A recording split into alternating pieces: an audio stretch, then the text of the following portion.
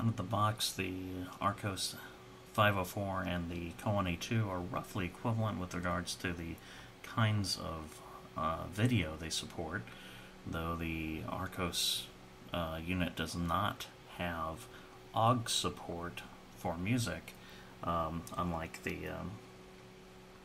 Cowon A2. So the A2 probably has it beat a little bit out of the box as far as the amount of videos and audio it supports, but I'm going to say they're roughly the same.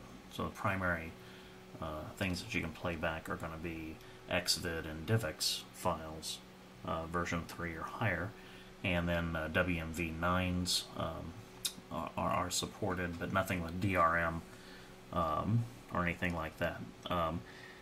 Where the Archos 504 shines is in the ability to support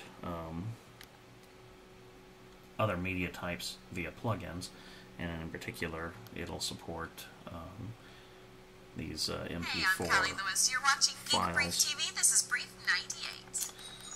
that you might get on a podcast. So this file with the podcast plugin you can download directly and put it onto your Archos 504, and it's going to play, where the Cowon A2 could never play this file.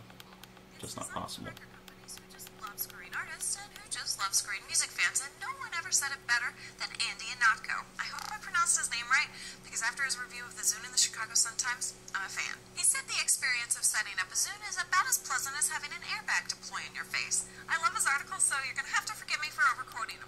He also said the Zune is a square. There's a little bit about the Zune.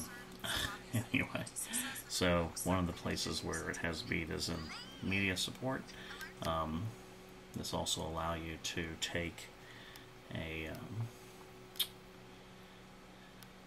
VOB, an MPEG-2, straight to, so this would be like a DVD rip, and play it directly on the on your Archos unit. So this again, this is a VOB file, so an unencrypted DVD rip straight to the Archos. And yes, we can get the screen format to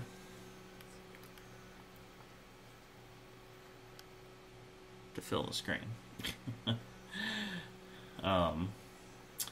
So one place where the Archos 504 beats the A2 is in the amount of codecs it supports if you spend the extra money to purchase them. Each codec's going to cost you about $20 to add. So for $40 you can have a device that can play DivX, XVID, MPEG-2 VOB files, and H.264 MPEG-4 files like you would find, or MP4 files like you would find for Apple iPod podcasts. And so that is the Archos 504 and the Cinema and Podcast plugins. One other thing I'd like to mention is the plugins on the newer firmwares are tied directly to the player and to the serial number of the hard drive. That means that even though the hard drive is easily replaceable on a 504 unit in particular, the device is going to not operate correctly if you were to replace the hard drive.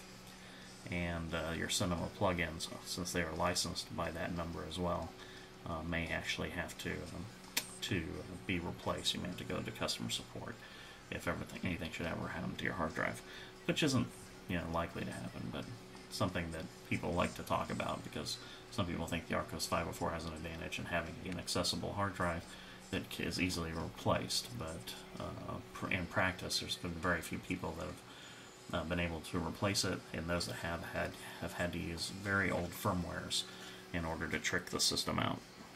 So that's the Archos 504.